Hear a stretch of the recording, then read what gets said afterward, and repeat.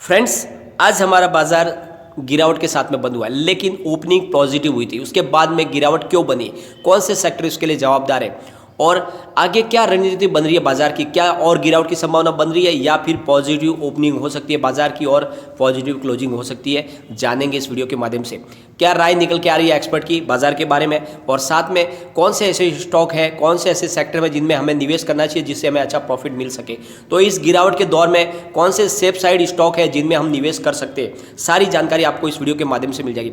साथ में हमारी फाइनेंस मिनिस्टर निर्मला सीतारमण ने एक बहुत बड़ा अनाउंसमेंट किया है। क्या है वो अनाउंसमेंट और क्या उसका इफेक्ट पड़ने वाला है बाजार पे, वो भी जानेंगे इस वीडियो के माध्यम से। तो बहुत सारी जानकारी बाजार की आपको सब इस वीडियो के माध्यम से मिल जाएगी। कल के लिए आप अपडेट हो सकते हैं इस वीडियो के माध्यम से। सारी आपको जो भी आपके बाजार के लिए जानकारी चाहिए वो इस वीडियो के माध्यम से आपको मिल जाएगी। लेकिन फ्रेंड, उसके लिए आप पूरा वीडियो देखें, स्किप न करें। लेकिन फ्रेंड, उससे पहले अगर आप पहली बार हमारे चैनल पे आए तो चैनल को सब्सक्राइब कर दीजिए, एक बेल आइकॉन दबा दीजिए। चलो फ्रेंड्स, वीडियो स्टार्ट करते हैं। मैं हूँ आपका दोस्त SB दवे और हमारे अपने चैनल ऑनलाइन कमाई में आपका बहुत बहुत स्वागत है। फ्रेंड्स, आज मंगलवार ये तीसरा दिन है जब गिरावट के साथ में क्लोजिंग आई है। BSE सेंसेक्स में आज 31 अंकों की गिरावट के साथ में यानी 50,363.96 पर सेंसेक्स ने क्लोजिंग दी है और एक अच्छी बात है कि क्लोजिंग 50,000 के ऊपर आई है। कारोबार के दौरान इंडेक्स के दिन के सबसे उछले स्तर पर यानी 50,857 तक गया था। अच्छी खासी आज दिन में तेजी देखने को मिली थी। एशियन पेंट का स्टॉक 4.66% बढ़ रही है। सबसे शानदार परफॉर्मेंस दिखाई है एशियन पेंट के शेयर ने। SBI, Kotak bank, ICICI bank के शेयरों में 1.4% की गिरावट थी। BSE 3,138 शेयरों में कारोबार हुआ जिसमें से 1,473 शेयरों में बढ़त हुई और 1,486 शेयरों में गिरावट हुई।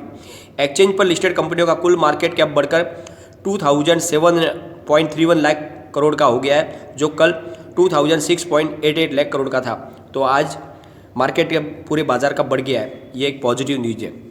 फ्रेंड्स, निफ्टी इंडेक्स में भी 19 पॉइंट की गिरावट हुई है यानी 14,910 पर क्लोजिंग आई है, यानी 15,000 के सपोर्ट को इसने तोड़ा है और 15 मार्च को 14,929 पर बंद हुआ था। फ्रेंड्स, सुबह BSE सेंसेक्स 223 अंक ऊपर यानी करीब 50,608 अंक पर ओपनिंग हुआ था और निफ्टी में 67 अंक की बढ़त के साथ में खुला था यानी 14,996 पर खुला था। और बैंकिंग और मेटल शेयरों में बिकवाली जबरदस्त रही। निफ्टी बैंक इंडेक्स करीब 377 अंक नीचे यानी 34,804 पर बंद हुआ है और इसी तरह मेटल इंडेक्स में भी फ्रेंड 0.85% की गिरावट रही है। दूसरी ओर निवेशकों ने IT सेक्टर के शेयरों में सबसे ज़्यादा खरीदारी की है।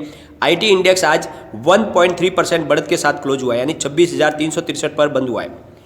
और मार्केट एनालिस्ट की जो राय निकल के आ रही है फ्रेंड, उसके हिसाब से रिलायंस सिक्योरिटीज के स्ट्रेटेजी हेड विनोद मोदी के मुताबिक बाजार में सत्र के आखिर में बिकवाली हुई जिसे फाइनेंशियल शेयरों ने लीड किया।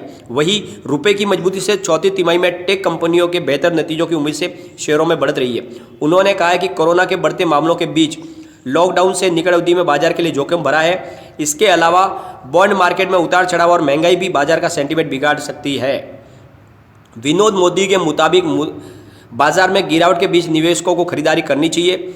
निवेशकों को लंबी अवधि के लिए infrastructure, building material, capital goods, banking और चुनिंदा ऑटो शेयरों में फोकस करना चाहिए।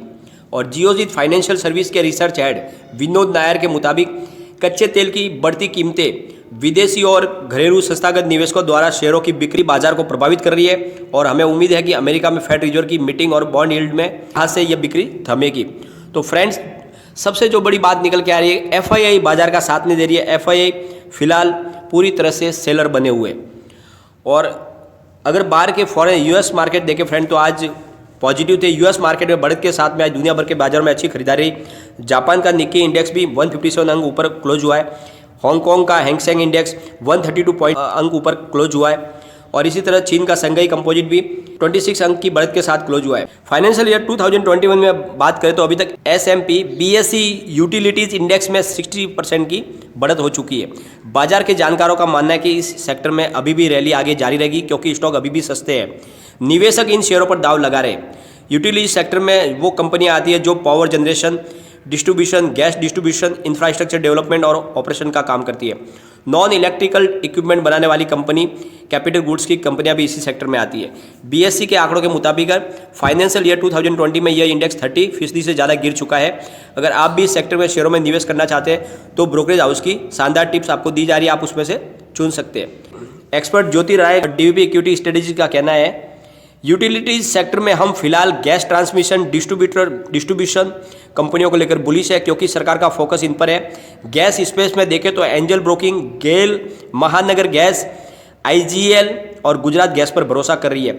गुजरात गैस और आईजीएल का डिविडेंड यील्ड कम है, लिहाजा गेल का और महानगर गैस पर फोकस बढ़ा सकते हैं।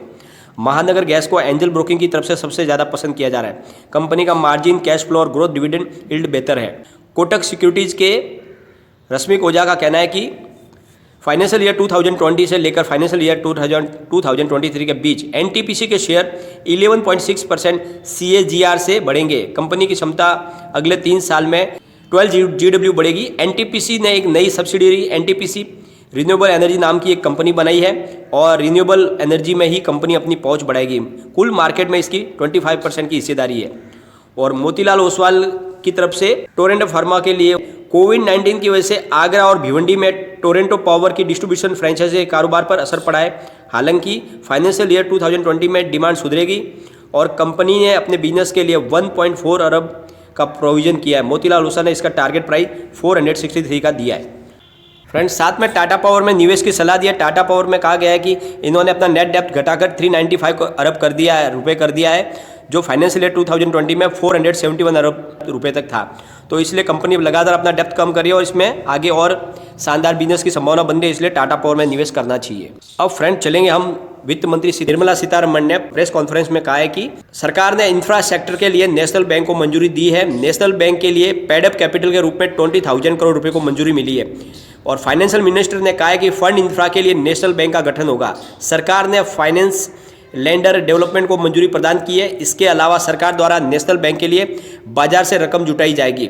निर्मला सीतारमण ने DFI डेवलपमेंट फाइनेंस इंस्टीट्यूशन का बॉन्ड मार्केट पर पॉजिटिव असर संभव है। इतना ही नहीं, DFI के पास प्रोफेशनल बोर्ड होगा। इसके अलावा DFI को 10 साल के लिए चुनिंदा टैक्स छूट होगी और DFI बाजार से 3 लाख करोड़ रुपए तक की रकम जुटा सकती है। तो वित्त मंत्री ने स्पष्ट किया कि इंफ्रास्ट्रक्चर के नेशनल बैंक के गठन और DFI के बाद भी सरकार PSU बैंकों के हितों की रक्षा करेगी। भले ही बैंकों का निजीकरण होगा, लेकिन इसके बावजूद भी कर्मचारियों के हितों के लिए महत्वपूर्ण कदम उठाए जाएंगे। यानी उनकी तरफ से क्लियर कहा गया है कि सरकार अगर बैंकों को प्राइवेट हाथों में सौंपेगी तो भी जो उनके कर्मचारी हैं उनके हितों की रक्षा होगी, उनकी जॉब नहीं जाएगी, ऐसी उन्होंने श्योरिटी दी है। साथ में उन्होंने DFI के गठन की और नेशनल बैंक के गठन की भी बातें कही है। तो बड़ी एक घोषणा निकल गई जिसका आने वाले समय में पॉजिटिव इफेक्ट भी बाजार पे हो सकता है। तो फ्रेंड्स, आप अपने हिसाब से स्ट्रेटेजी सेट कर सकते हैं और इन शेयरों में निवेश करके अच्छा खासा प्रॉफिट कमा सकते हैं। लेकिन फ्रेंड, कोई भी इन्वेस्टमेंट करने से पहले अपने फाइनेंशियल एडवाइजर से एक बार एडवाइस ले लें या अपना खुद का रिसर्च करें, क्योंकि मैंने वीडियो आपके एजुकेशनल पर्पज के लिए ही बनाया। वीडियो पसंद आए तो लाइक शेयर जरूर कीजिए और चैनल को सब्सक्राइब कर दीजिए। Thank you friend.